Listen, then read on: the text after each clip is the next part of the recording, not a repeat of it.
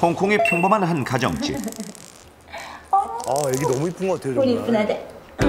이 집에 사는 20대 초반의 장로인은 마냥 철없는 나이에 결혼해 이제 생후 9개월 된 아들 세노를 두었습니다. 아이고, 이게 무슨 좋은 냄새야? 우리 세노 또 예쁘다. 그녀는 비록 육아에 서툴긴 했지만 사랑스러운 아들 세노를 키우는 재미에 푹 빠져 있었는데 전 애기를 좋아하니까요. 누구세요? 아니 엄마, 연락도 없이 갑자기 어쩐 일이에요? 세노 보고 싶어서 왔지. 사는 곳이 멀어 자주 오지 못하는 세노의 할머니 리쉔이 오랜만에 손자를 보러 방문했습니다. 아이고, 이 녀석 그새 부쩍 많이 컸네. 응? 아이고 이뻐라. 근데 이건 뭐야? 리쉔은 딸네 집에 모처럼 만에 오는 길이라 딸과 사위를 위한 각종 보신용 식재료와 약초, 차 등 이것저것 챙겨온 것도 많았는데 그리고 요거는 우리 세노 거. 세노야.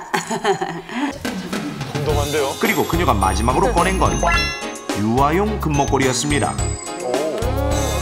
인식될 때. 얘는 금목걸이야. 전용이라. 니네 이모가 세노 낳고 못 찾아서 미안하다 그러면서 전해주라 그러더라. 훈훈하네요. 뭐 이런 거다. 세노 좀 더 크고 나면 이름하고 연락처 적어가지고 목에다가 걸어줘. 그래도 선물 받은 거니까 한번 해봐야지. 세노야, 금목걸이다. 반짝반짝 빛나는 금목걸이 덕분인지 세노의 얼굴이 한층 더 환해지는 것 같았습니다. 잠시 후 본격적으로 자리를 잡고 앉은 리쉔.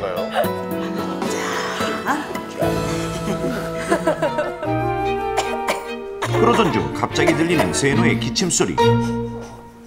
왜 기침이라지? 아이고 거 봐라. 집안이 너무 건조하니까 그렇잖아. 아하. 감기인가? 어? 어디 보자.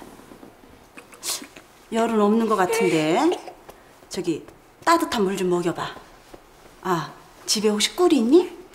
있는 거는 같은데 내 꿀은 왜요? 따뜻한 물에 꿀을 타서 좀 먹여봐. 기관지에 좋아. 장로인은 곧장 꿀을 찾아봤지만 평소 잘 쓰지 않아 어디 두었는지 기억도 가물가물했습니다. 아, 여기 있다. 저기 있네요. 어렵사리 찾은 꿀을 따끈하게 데운 물에 타서 세노에게 천천히 먹이자 아이는 달달한 맛이 괜찮은지 잘 받아 마셨습니다.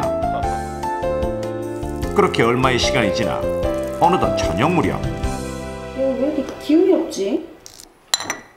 아이고, 아주 눈에 잠이 가득하네. 정말 그러네요. 아까 한참 재워서 졸리진 않을 텐데. 아이고, 얘는 애들은 시도 때도 없이 잠 자고 그러는 거야. 정말 눈꺼풀이 무거워 보이는 세노. 연기를 그때. 잘하네요. 세노야, 아빠 왔다. 어서 오게나. 장모님, 어쩐 일로 먼 길 오셨어요? 아유, 세노 보고 싶어서 왔지. 잘 오셨어요.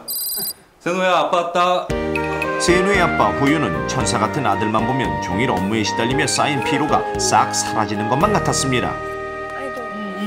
어휴, 우리 세노. 오늘 할머니도 보고 좋았겠네. 여보게, 세노 놀라겠네.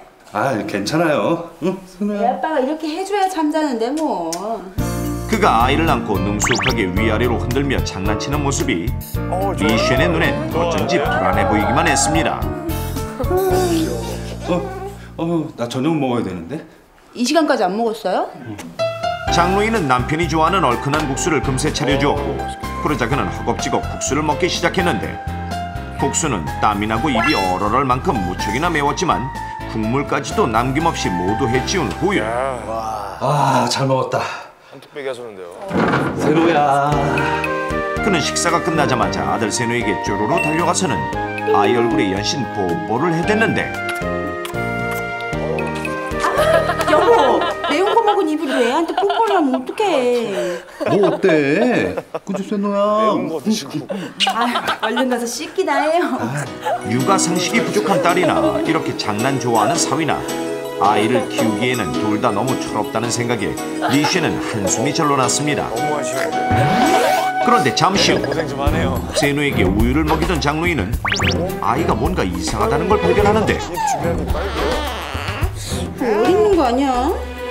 세노가 왜?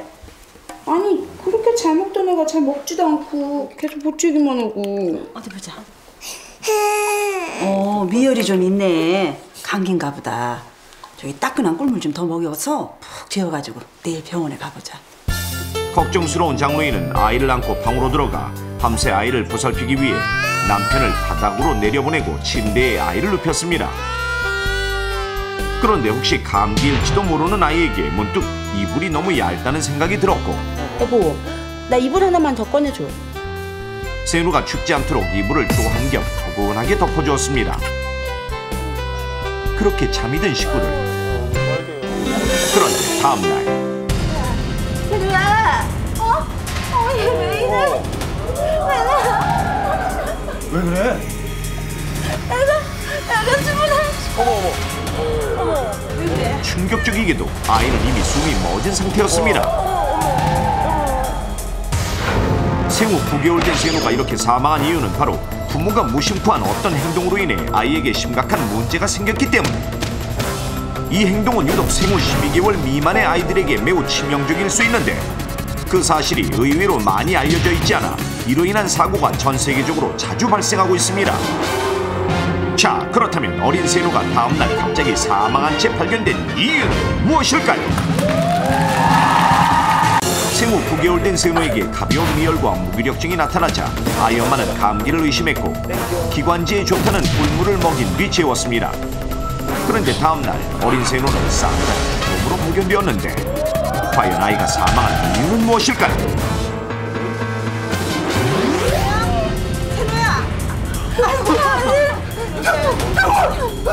믿어지지 않는 끔찍한 상황.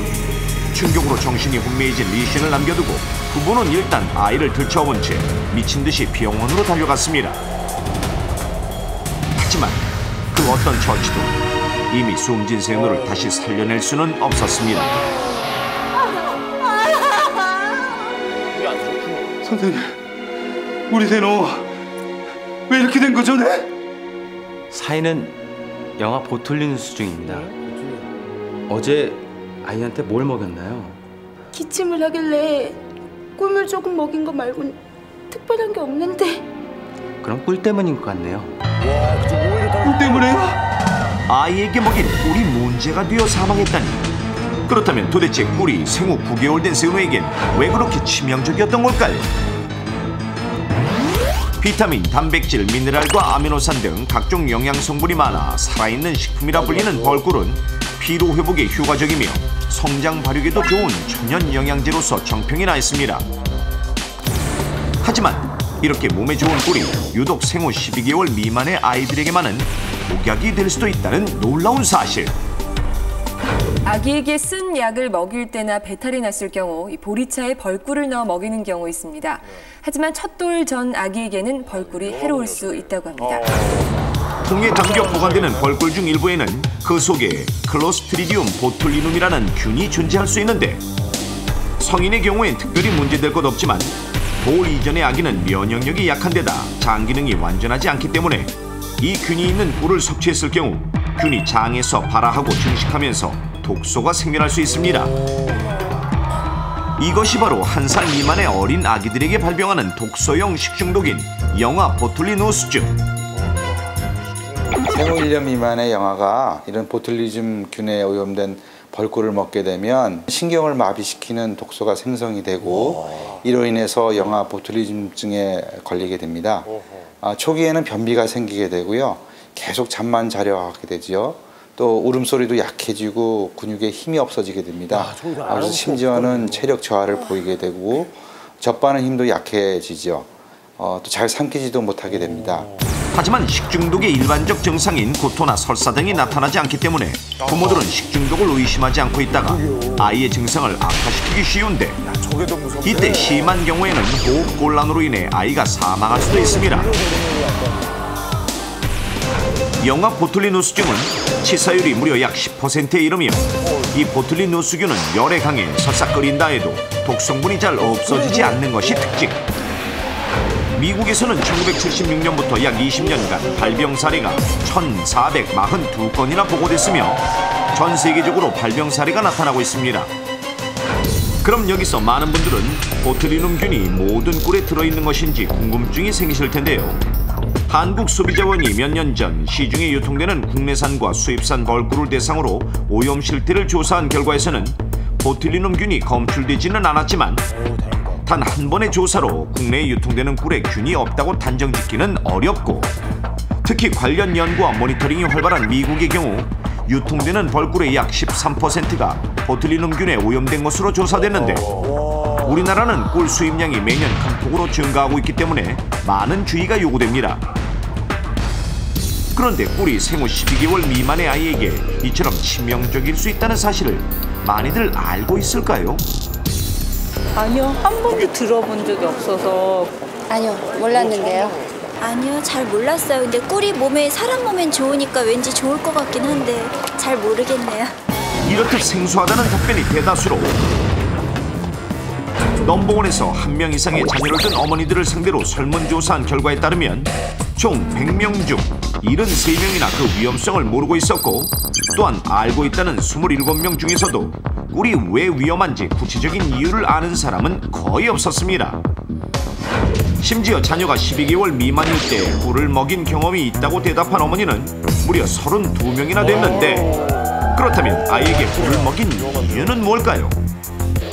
꿀 자체가 정말 가짜 꿀 아니고 좋은 거면 나쁠 이유가 없죠. 뭐 약을 먹은 다음이라던가 이럴 때 있잖아요. 그럴 때도 살짝 쬐끔 타가지고 먹여봤는데. 민간요법 같은 거 이렇게 쓰고 옛날에. 근데 그런 차원이지 무슨 위험하다고 하면 안 먹이면 되는 거죠. 근데 안 위험하니까 엄마들이 먹이는 거지.